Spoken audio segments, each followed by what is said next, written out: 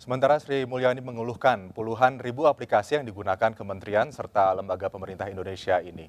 Menkeu menyebut masifnya jumlah aplikasi pemerintah ini justru menciptakan ketidakefisienan, bahkan masih banyak ancaman peretasan. Menkeu menambahkan perlu beberapa solusi seperti integrasi antar aplikasi dan peningkatan keamanan siber. Hal ini demi pelaksanaan tugas pemerintah yang lebih terkoordinir, sekaligus menghemat belanja operasional pemerintah. Baik, pemirsa, Menkeu mengeluhkan banyaknya aplikasi yang dimiliki oleh pemerintah atau lembaga, jumlahnya ini bahkan mencapai 24.200 aplikasi yang sebagian peruntukannya tidak jelas. Kata Menkeu boros dan tidak efektif. Menkominfo Johnny G. Plate bereaksi dan menyatakan salah satu solusinya adalah melebur puluhan ribu aplikasi ini menjadi satu super apps. Seefektif apakah sistem ini bagi pemerintahan dan juga bagaimana menjalankan kebijakan ini? Serta bagaimana pula untuk jaminan sustainability-nya di tengah digitalisasi di Indonesia saat ini. Kita akan bahas dari perspektif media bersama Direktur Pemberitaan MNC Media, Mas Prabu Revolusi. Selamat siang, Mas Prabu. Siang. Kita langsung bahas ini, ada dua pendapat dari Menkeu dan juga Menkominfo. Johnny G. Plate mengatakan bahwa puluhan ribu aplikasi tersebut akan dilebur menjadi 8 super apps. Kemudian Menkeu juga mendukung bahwa dikatakan 24.200 aplikasi ini merupakan sebuah ketidakefisienan. Ini bagaimana pendapat Mas Prabu? Ya, sebetulnya kedua pendapat tersebut kan saling bersautan ya. Awalnya kalau kita lihat di media yang pertama kali muncul adalah Ibu Menkeu yang mengangkat ke publik, dan terima kasih kepada Ibu Menkeu yang secara terbuka mengatakan kepada publik bahwa aplikasi di Indonesia ini banyak banget ya. Banyaknya aplikasi sebetulnya tidak mengagetkan, tapi jumlahnya sampai 24.000 itu yang bikin kita shock ya. Sampai 24.000 aplikasi yang ada di kementerian dan kelembagaan. Lalu ini di follow up oleh statement dari Pak Joni, Pak Menkominfo, yang mengatakan bahwa ya, aplikasi itu akan kita sederhanakan, akan diintegrasikan gitu kan menjadi satu super apps yang kurang lebih jumlahnya sekitar 8 aplikasi. Itu rencana dari Pak Menkominfo. Yang ingin kita tanggapi sebetulnya adalah begini, bahwa pada saat aplikasi ini berjumlah besar, maka kan kita perlu merunut nih penyebabnya apa. Kenapa aplikasi ini bisa begitu masif ya tumbuhnya, jumlahnya. Tentu dikarenakan tidak adanya rencana digital nasional sejak awal. Jadi semua kementerian, lembaga itu bisa membuat aplikasi, bisa membuat solusi digital, bisa melakukan inisiatif digital tanpa harus berkoordinasi dengan inisiatif digital yang lain. Padahal kan sebetulnya kalau kita lihat, maunya digital atau transformasi digital itu adalah untuk menyederhanakan proses. Membuat efisiensi gitu kan. Nah, dengan adanya aplikasi berjumlah sampai 24.000 ini, jelas nih anggaran pasti sebetulnya bengkak, ya besar. Bukan hanya anggaran proyeknya, karena kan setiap aplikasi butuh proyek nih. Yang kedua adalah anggaran operasionalnya, butuh SDM untuk mengoperasionalkan si aplikasi. Yang kedua data. Jadi ada data yang berserakan di mana-mana, dan itu data masyarakat. Bagaimana kemudian kehadiran negara dalam memproteksi data masyarakat, itu juga menjadi sebuah pertanyaan gitu ya, karena datanya berarti kan tercecer di mana-mana. Yang ketiga, ini yang keempat adalah hal yang juga jarang dilihat oleh banyak masyarakat, adalah dengan begitu banyaknya aplikasi, ini juga memberikan dampak lingkungan yang buruk. Karena kan setiap aplikasi membutuhkan energi, butuh listrik, butuh server. Data ini disimpan menggunakan energi listrik, yang artinya menambah polusi, merusak lingkungan, menambah jumlah karbon. Ini juga berarti luar biasa begitu. Itu sebabnya inisiatif untuk menyederhanakan menjadi super apps itu inisiatif yang baik. Masalahnya adalah lagi-lagi mengintegrasikan aplikasi itu nggak gampang gitu Ali ya. Bukan pekerjaan yang mudah, yang oke, ini aplikasi kita kill, yang ini kita gabungkan terus jadi selesai. Enggak. Ini kita bicara satu konsep. Ya, gagasannya seperti apa.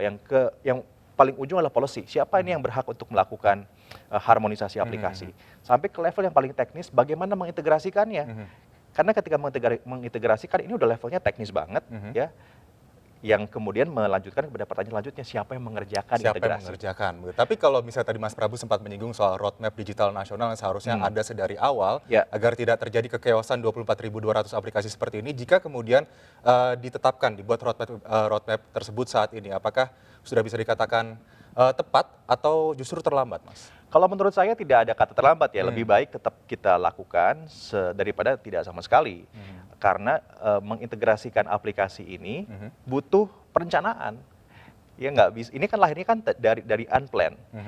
Nggak mungkin juga kita mengintegrasikan tanpa rencana gitu loh. Harus bikin rencana digitalnya. Oleh karena itu sebelum melakukan satu tindakan ya untuk membunuh aplikasi satu, kemudian mengintegrasikan aplikasi yang lain, yang diperlukan adalah kita membuat dulu nih rencana digitalnya seperti apa. Ini negara kita tuh strategi digitalnya ke depan kayak gimana Seperti sih? apa? Mana yang mau diutamakan, mana yang kita tidak perlu dan bisa berkolaborasi dengan swasta misalnya, mana juga yang bisa luar negeri masuk ke Indonesia sebagai contoh gitu, mana juga yang dari luar negeri yang udah ada di Indonesia sekarang yang harus kita buang. Bisa juga seperti itu gitu. Ini penting banget untuk dibicarakan terlebih dahulu, dipastikan terlebih dahulu untuk memastikan agar semua digital inisiatif di Republik ini itu terharmonisasi. Nah, contohnya banyak sebetulnya Aldi. Ini bukan masalah Indonesia aja, ya ini dialami oleh banyak negara. Dari mulai India, Singapura, Amerika, di Eropa ada Estonia, ada UK ya yang sudah melakukan beberapa inisiatif untuk membuat ya sebuah peta jalan digital buat negara masing-masing.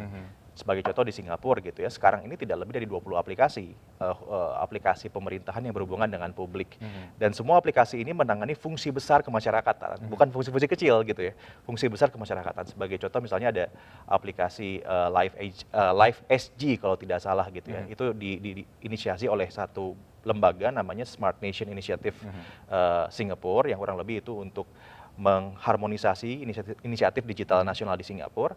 Nah, aplikasi ini dibuat oleh mereka dan kurang lebih untuk menangani fungsi-fungsi pelayanan publik, pemerintah ke Kurang publik. lebih penyederhanaannya seperti itu ya, Mas Iya, Prab, ya, untuk iya. nanti ke depannya. Tapi kalau tadi Mas Prab juga menyinggung soal apa dan juga siapa yang kemudian bisa memegang tanggung jawab penyederhanaan atau integrasi aplikasi ini. Kalau tadi Pak Menkominfo mengatakan bahwa ya nanti akan disederhanakan menjadi 8 super apps. Apakah kemudian itu akan menjadi tanggung jawab Kominfo yang kemudian diikuti oleh kementerian lembaga lain yang sudah Ya. memiliki aplikasi sebelumnya atau bagaimana Menurut sebetulnya saya sih, sebaiknya? karena digital ini adalah hal besar dan isu nasional, ya, hal besar dan isu nasional. Ini adalah tentang masa depan Indonesia. Kalau saya berbicara dengan Wisnu Tama ya sebagai salah satu praktisi digital itu 2-3 tahun lagi digital itu merupakan ruang hidup ya buat masyarakat dunia.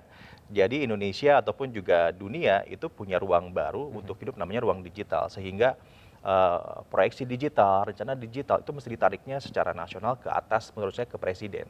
Oke. Jadi presiden yang memang sebelumnya juga sudah melakukan banyak sekali pernyataan presiden yang mengutarakan tentang pentingnya kedaulatan digital itu harus segera dilaksanakan begitu ya dalam bentuk saya tidak tahu bentuknya apa. Tetapi inisiatif digital ini mesti ditarik ke presiden karena presiden yang bisa mengorganisasi semua kementerian begitu ya untuk memastikan bahwa visi presiden pada digital nasional itu adalah seperti ini. Oke. Itu penting banget gitu ya. Dan ini menarik sekali Mas Bro kalau kita ngomongin soal kedaulatan digital Iya, ya. Nampaknya iya. memang negara kita yang memiliki basis massa pengguna aplikasi digital Banyak ataupun sekali. pengguna internet terbesar di Iya. Asia Tenggara memang penting sekali memiliki kedaulatan digital tersebut. Tadi kita bahas mungkin terkait kedaulatan digital, tapi kita kembali lagi Mas Rob soal super apps ini, 8 super apps ini. Kalau melihat 24.200 aplikasi tersebut, Mas Raf, banyak kemudian pengamat siber yang mengatakan bahwa ini nampaknya tidak efisien, percuma begitu. Tapi sebetulnya kenyataannya di lapangan di masyarakat bagaimana, Mas? Apakah masyarakat benar-benar menggunakan aplikasi-aplikasi yang telah dikeluarkan oleh Kementerian Saya Lembaga sih tidak tersebut? yakin Atau masyarakat menggunakan. justru memang Ya, ya. terbengkalai begitu saja gitu.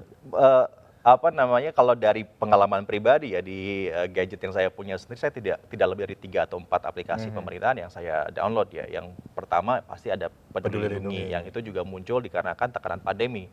Ya, tekanan pandemi dan kemudian ada kebutuhan begitu ya untuk bisa melakukan pemantauan kan dalam hal COVID-19 akhirnya kita mendownload dan ternyata memang sangat berguna begitu kan, sangat berguna. Dan bisa mengintegrasikan aplikasi-aplikasi lain juga di Iya, situ ya, iya. Mas ya. Sebetulnya Peduli Lindungi satu contoh aplikasi yang saya pikir patut ditiru ya dalam proses perjalanan aplikasi tersebut menjadi besar, menjadi super apps gitu seperti sekarang ini.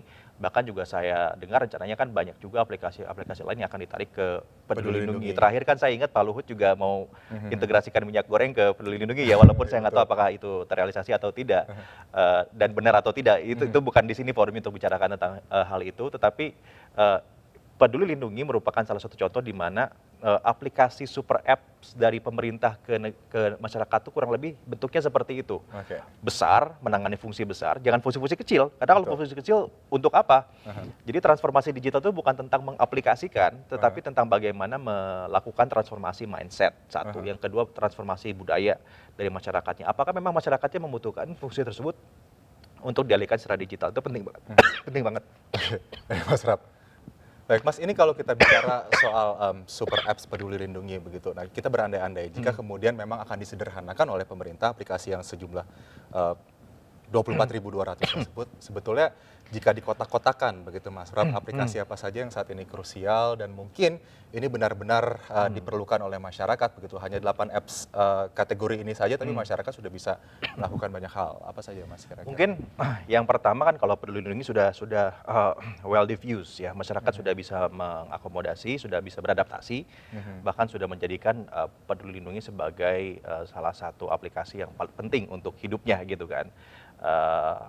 Itu satu contoh. Jadi kesehatan, fungsi besar masyarakat atau fungsi besar kesehatan masyarakat itu bisa diintegrasikan ke Peduli Lindungi.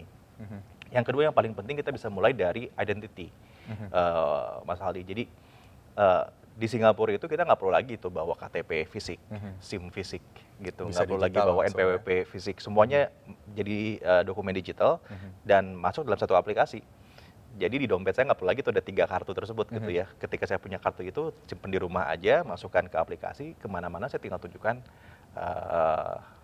aplikasinya. Oke. Itu saya pikir bisa menjadi early start gitu ya, awal yang baik untuk mengintegrasikan aplikasi karena datanya kan akan diserap ke aplikasi itu. Sehingga nanti aplikasi-aplikasi lain yang membutuhkan ID dari masyarakat bisa bersumber dari aplikasi tersebut. Oke. Nah, aplikasi ini kan sekarang masih belum ada. Saya Harapannya yakin kita menuju seperti itu iya, gitu ya, Mas. di dompetnya Aldi kan pasti masih ada KTP kan, masih ada SIM kan. Memang kalau bisa pakai KTP aja udah bisa melakukan banyak hal gitu. Oh Mas. iya, harus ya. Mas, Iya. diskusi yang sangat menarik, namun waktu kita sangat terbatas. Mas Prab, kalau kita bicara terakhir mungkin pertanyaan ini terkait dengan data. Data ini kan menjadi salah satu hal yang sangat penting juga untuk Betul, dilindungi begitu betul. ya. Menjadi basis untuk kedaulatan digital yang tadi Mas Prab katakan.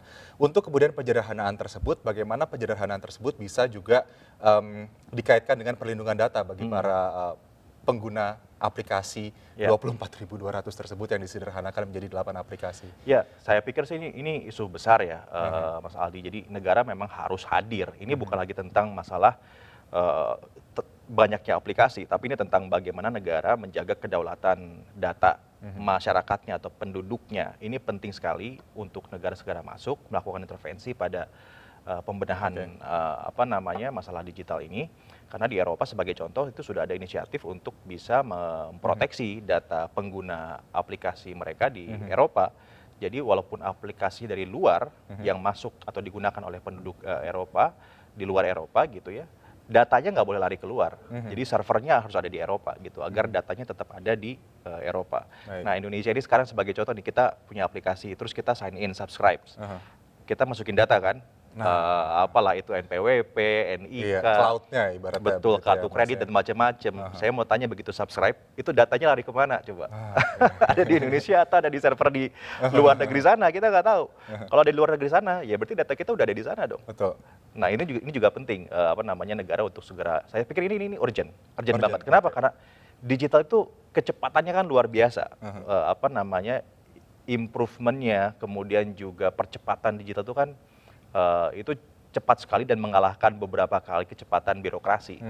Jadi birokrasi pasti akan terlambat nih untuk mengukur kecepatan digital gitu ya, untuk mengantisipasi inisiatif digital. Makanya penting untuk bisa berpikir out of the box dalam mengatur masalah digital, termasuk di antaranya masalah data gitu. Nggak bisa pakai birokrasi yang selama ini kita Baik, gunakan gitu ya. Karena sudah pasti terlambat lah. Baik. Kalau kita ngaturnya harus oke, kita mesti begini dulu, harmonisasi dulu, apa dulu. Dia masalah digital dia udah bertambah banyak gitu. Jadi harus bisa mengikuti pace-nya gitu ya, Mas, Betul, sebagai transformasi betul. digital yang Ya, telah ya. dilakukan di dunia. Baik, Mas Prab, semoga teguran yang diberikan Menkeu ini memberikan sinyal positif ya bagi transformasi digital di Indonesia dan juga bisa kemudian membawa penyederhanaan bagi banyak hal yang bisa dimengerti dengan mudah bagi masyarakat. Terima kasih Mas Prabu Revolusi untuk bincang-bincang pada siang hari ini, Direktur Pemberitaan MNC Media. Salam sehat Mas Prabu. Sehat terus, Adi.